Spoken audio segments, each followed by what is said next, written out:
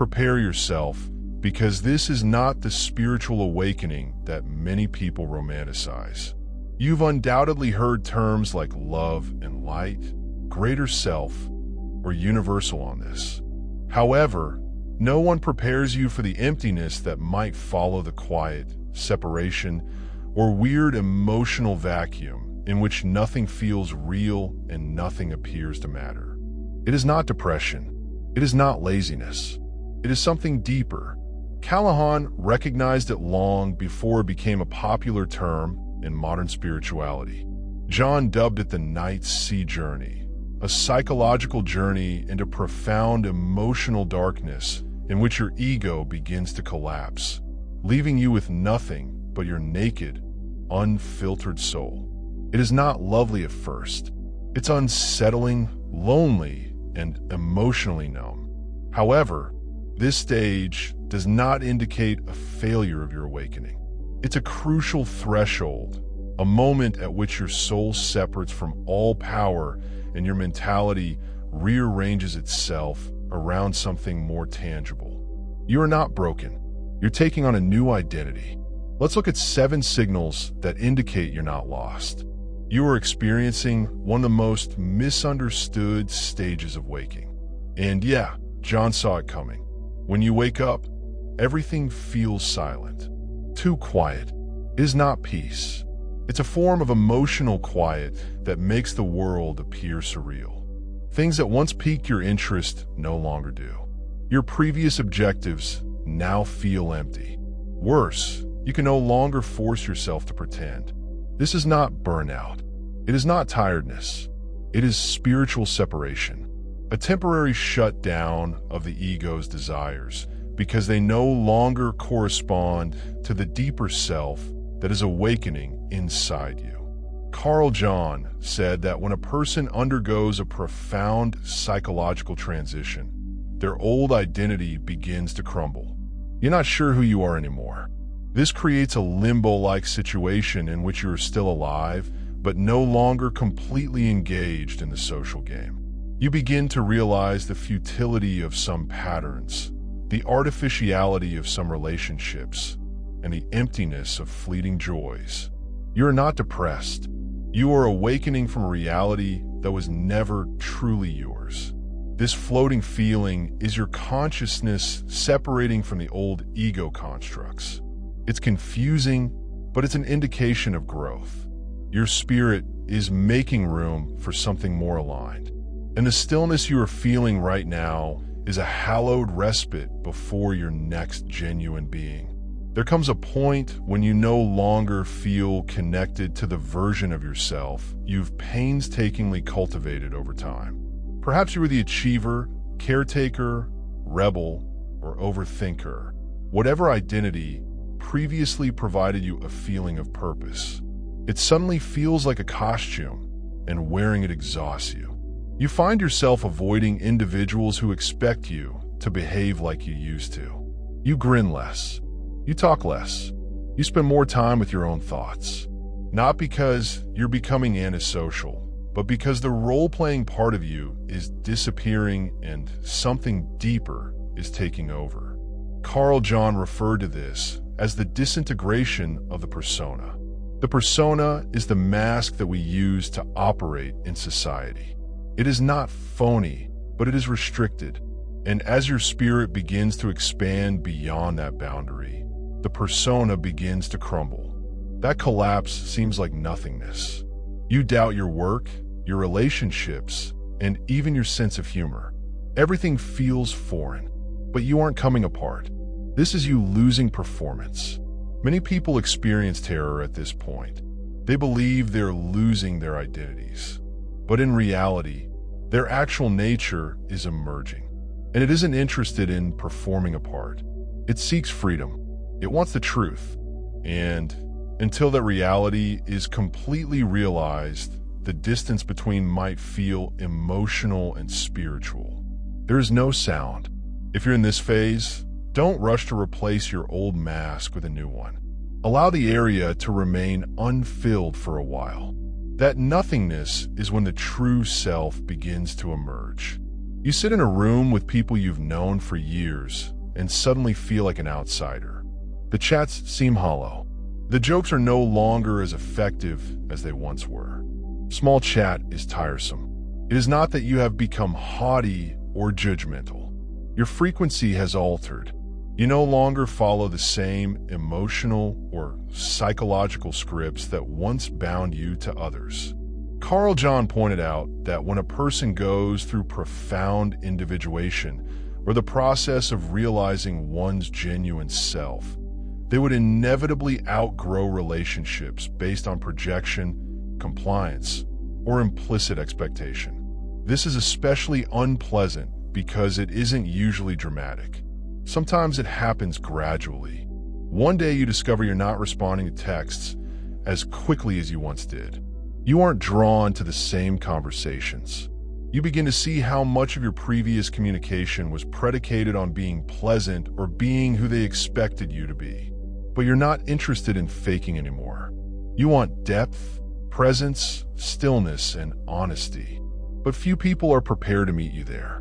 This distance seems like loneliness at first, and it may be devastating. However, John would argue that loneliness is the source of the genuine self. When we break from the herd, we can finally hear our own spirit speak uninterrupted. The emptiness you experience in relationships is not a burden. It indicates that you are being invited into new levels of connection that are based on resonance rather than role play, until those new relationships solidify. The stillness might feel frigid, yet it is in that silence that your energy recharges and your next soul-aligned relationships begin to emerge. During this moment of waking, there is a weird drive to deconstruct rather than build. You look about at the life you've created, and something inside whispers, nothing in this is real anymore. And it is not about being ungrateful. It's about being clear. You begin to realize how much of your life was built on expectations, survival methods, or social acceptability. The profession you picked to satisfy your parents, the connections you formed for convenience, the ideas you inherited but never challenged. These gradually stop seeming false, heavy, and superfluous. And the deeper the awareness, the more the want to flee from it all. Callahan believes that meaningful psychological development necessitates disagreement. He claims that there is no way to become awake without experiencing pain. The destruction is not random. The unconscious is destroying old structures that are no longer serving your soul. You may feel dangerous, as if you're jeopardizing your own stability, but what you're actually doing is refusing to live a lie. This is a spiritual house cleaning, and it might feel severe since the ego does not go gently. To discover out who you are, you may leave your work, end toxic relationships, remove your belongings, or isolate. People around may be concerned if you're not making any noise. They will say, "You have changed," and they're correct. You've ceased performing. You've stopped pretending. The emptiness you feel in this phase is an echo of all you previously thought was important. Falling away. And it is not failure. That is transformation. You're ruining the illusion. So the truth has room to breathe. You're doing everything correctly. You've let go of poisonous behaviors. You have questioned your convictions. You have gone within. But there's a peculiar sense that won't go away. It's as if you're standing on the verge of something big, but it hasn't arrived yet. You wake up with a peaceful eagerness that never materializes into anything. You fall asleep wondering if you missed a sign. This waiting sensation does not have a specific objective. It is not about love, money, or achievement. It's a deeper wait for alignment, for an unseen connection between your spirit and your life. Callahan mentioned this when he discussed the transcendent function, the point at when the conscious and unconscious eventually merge and a new type of self-awareness emerges. But before that breakthrough, there is a gap, a silence. It's as if life has stopped. Nothing feels wrong, yet nothing feels entirely correct either. You're in a liminal area, a hallowed in-between. In that environment, motivation disappears. Goals feel pointless. Your old self is gone, but your new self has not yet arrived. That is the nothingness. John cautioned of the need for calm before rebirth. The majority of individuals avoid this location. They attempt to fill it with diversions or race to the next dazzling object. However, if you can sit with it and trust it, the waiting will become sacred. It signifies that your soul is rearranging. The deep self is poised to move. And once it does, everything that has previously seemed like a waiting game will make sense. You begin to recall things you haven't thought about in years, maybe decades. A memory from childhood, a chance chat, an image from a location you've never visited. But everything feels oddly familiar. These recollections do not leave you feeling emotionally overwhelmed. They arrive silently, like jigsaw pieces from a lost map. Callahan described this as the resurfacing of the shadow. The areas of your unconscious mind that contain unresolved perceptions, emotional imprints, and even collective archetypes that your conscious self has attempted to forget. This isn't simply nostalgia. These recollections carry jackets. Your spirit is trying to show you the origins of patterns. You are finally ready to disintegrate. The emptiness you feel may not be caused by something wrong right now, but by something that happened a long time ago and is still taking up space in your energy. A discussion you never recovered from after being betrayed and forced to conceal your voice. A persistent fear throughout your life. Choices. This period might be upsetting, especially when the memories don't feel like they belong to you or appear in nightmares that blur the boundary between your life and something more symbolic. But do not push them away. They are not random. They are the language of your waking self, trying to offer the remaining elements of closure so you may proceed later. The feeling of emptiness might be caused by the space you've created. So your truth, buried behind years of recollection, may finally rise to the surface. You used to take comfort in your usual identity, even while you were struggling. There was safety in knowing who you were, even if that version of yourself wasn't quite genuine. But suddenly, even the familiar feels strange. You attempt to go back to your former rhythm, but something in your body refuses. Food tastes differently. Your normal distractions seem useless. The things you used to appreciate seem shallow. It's as if your nervous system is on alert, waiting for new instructions.